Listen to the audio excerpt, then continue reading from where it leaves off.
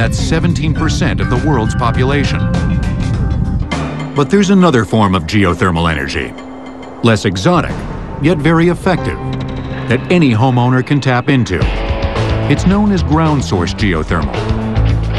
Nearly everywhere on Earth, about 8 feet below the surface, the air is a steady, cool temperature, between 50 and 75 degrees. To capture that air, a trench is dug below the building and tubing laid in. An antifreeze liquid, circulated by a small electric pump, passes through the tubes. In the summer, the liquid carries heat out of the building and mild temperatures in. In the winter, the warmer ground air heats the liquid, which flows into the colder building. It's in effect an underground heat exchanger. As the prices of heating oil and natural gas continue to go up, more people will start to look down. And like all renewable energy sources, geothermal will be there, waiting.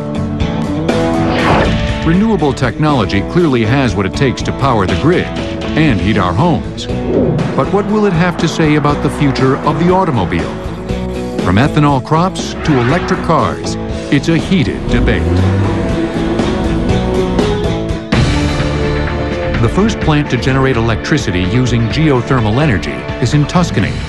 It began producing electricity in 1904, and today provides power for about 1 million Italian households. Renewable energy will return on Modern Marvels. We now return to renewable energy on Modern Marvels.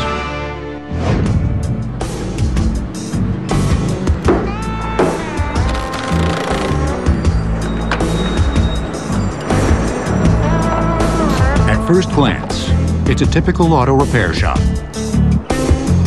But Lovecraft Biofuels in Los Angeles is hardly typical. Give them 3 hours and a few $100s, and they'll convert your diesel car to run on 100% all-American vegetable oil. And they're also capable of running on biodiesel, mineral oil, kerosene, transmission fluid, motor oil. Not that you'd want to run on all of those, but they're capable after the conversion. Petroleum, which accounts for 30% of the world's energy use, is growing scarcer every day. So it's not surprising to see customers lining up to switch to another kind of oil, one that's renewable. For many diesels, the conversion process simply requires adding a special high-flow filter and a heat exchanger, which uses coolant heated by the engine to raise the vegetable oil to the right temperature. And if you get that balance right, the engine runs great. It even can run better than on diesel.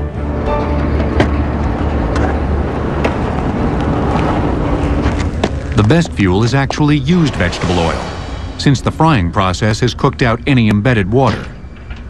So if you work a deal with the restaurant, pick it up for free, you're saving them a fortune and you're saving yourself a fortune. That's because the restaurant avoids its usual oil disposal fee, and the driver gets free fuel. Of course, new vegetable oil works just about as well. Cottonseed seems to run the best, but soybean is the easiest to find. It runs great and it's the cheapest. So we're really advocates of soybean oil. It can bail out farmers. It keeps the money in the U.S. economy, and there's already an infrastructure in place. While the idea of running a car on cooking oil may hold a certain comic appeal, vegetable oil fuel is part of the solution to a deadly serious problem.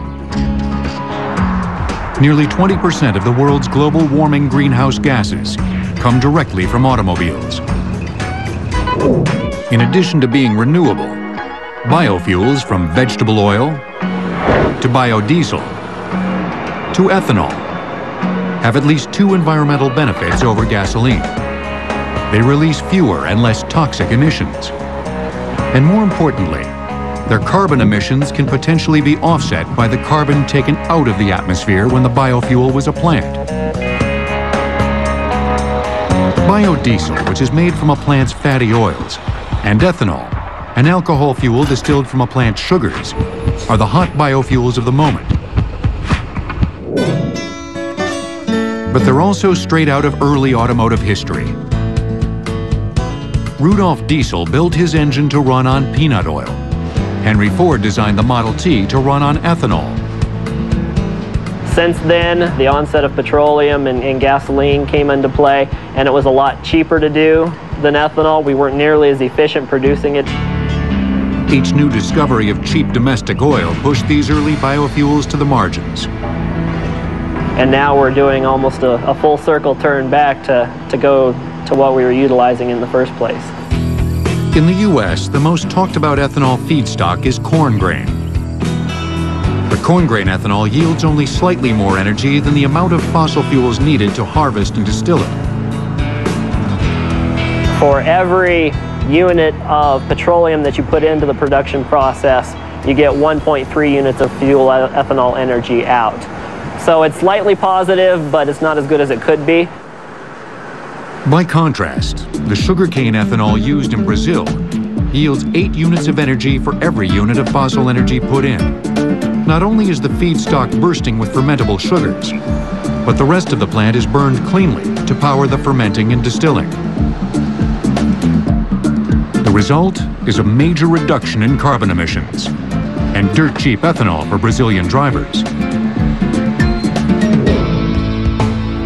At the National Renewable Energy Laboratory in Golden, Colorado, researchers aim to hit similar levels of efficiency by extracting sugars from the entire plant, which includes the so-called cellulosic biomass. Corn farmers will be happy to know that one of the more promising crops is corn stover. It's the stalks, the husks, the corn cobs, the leaves, every part of the corn plant aside from the grain that's not harvested when you harvest the grain. So oftentimes it's left laying out in the field. There's not a lot of current uses for it. The hard part is converting the tough cellulose fibers into sugars using bioengineered enzymes. But the payoff could be tremendous. With biomass, we're talking ratios on the order of 10 to 1. So for every unit of fossil energy or petroleum that you put into the process, you get 10 units of fuel energy out the back end. The tall prairie grass, known as switchgrass, may prove an even more powerful biofuel crop. Not only can you get more tonnage of biomass out of an acre of land with this type of material than you can, say, with corn stover, but there are a lot of other benefits as well. It doesn't take nearly the amount of water or fertilizer to make it grow. It's very fast growing. You can harvest it once, maybe even twice in a year, and has a wide geographic range across which it can grow. You know, North Dakota all the way down to Texas, to the southeast. Biofuels aren't the only way for renewable energy to clean up the automobile. There's also the power grid. This is a plug-in hybrid. Like other hybrids, it runs on a gasoline engine and an electric motor, powered in part by the momentum of braking. But Felix Kramer and the California Cars Initiative have taken these already fuel-efficient cars, in this case a Toyota Prius, a step further. They've beefed up the battery pack and converted it to run on electricity taken straight from any 120-volt outlet. Plugging this car in is really easy. I timed it once. It's about 9 seconds. All you really do is you take that, plug it into here, 120 volts in your garage, nothing special, and you're done. The gasoline is used only as a range extension fuel. Under 35 miles per hour, not a drop is used. Above that speed, the gas and electric motors combine for an average of 100 miles per gallon. And the range of this car is unlimited because it's also a gasoline car. This is a car that you get to plug in, and you can plug it in whenever it's convenient. You're not worried, uh-oh, am I going to run out of power? Cars that get 100 miles per gallon and more will be necessary if the world's farmlands are to grow fuel as well as food. With current MPG standards, there's simply not enough acreage to supplant the world's oil habit without endangering its food supplies. In 2006, the brilliantly simple plug-in prototypes greatly impressed senators and representatives from both sides of the aisle. And a congresswoman introduced me, and I stood up and I said, I'm here, and actually I brought my infrastructure with me. And that got a big laugh, because this is the only infrastructure that a car needs. Of course, electricity today is generated largely by fossil fuels. But plug-in proponents envision an increasingly green power grid to charge the car's battery, and cellulosic biofuels to fill the tank. There are some corporations that are talking about installing solar carports where they have photovoltaic cells on the roofs of their parking garages, and people with plug-in hybrids or pure electric vehicles can plug in during the day. While biofuels and plug-in hybrids surge ahead, a new wave of renewable technology is coming in with the tide. The estimated ethanol yield for switchgrass is 1,150 gallons per acre. Currently, sugarcane yields about 662 gallons per acre and corn grain 354 gallons. Renewable energy will return on Modern Marvels. We now return to renewable energy on Modern Marvels.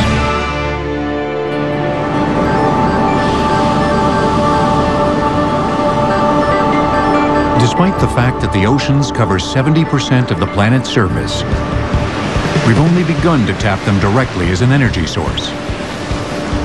But these marine powerhouses may one day unlock the door to clean, limitless energy. Hydroelectric power was the great renewable energy source of the 20th century, and it will continue to provide gigawatts of power. But with most of the world's rivers already dammed, the future of hydropower will come from the sea. Of the various technologies to capture the ocean's energy, a tidal barrage is the closest in design to traditional hydropower. The barrage is essentially a dam, collecting water from high tide until there's sufficient potential energy for power generation, then forcing the water through turbines when released during low tide.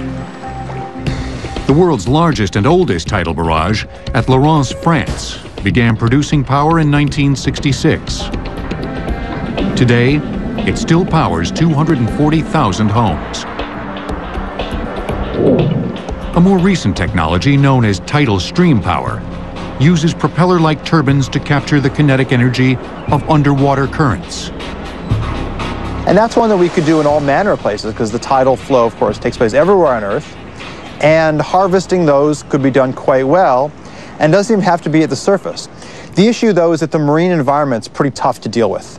There's corrosion, parts being banged back and forth. Often the cost of managing those in terms of repairs can be quite large. But we're seeing new work on that. Much of the work is taking place in the British Isles, where companies such as Marine Current Turbines are thinking big, sinking massive pilings into the ocean floor and letting the turbines do their work.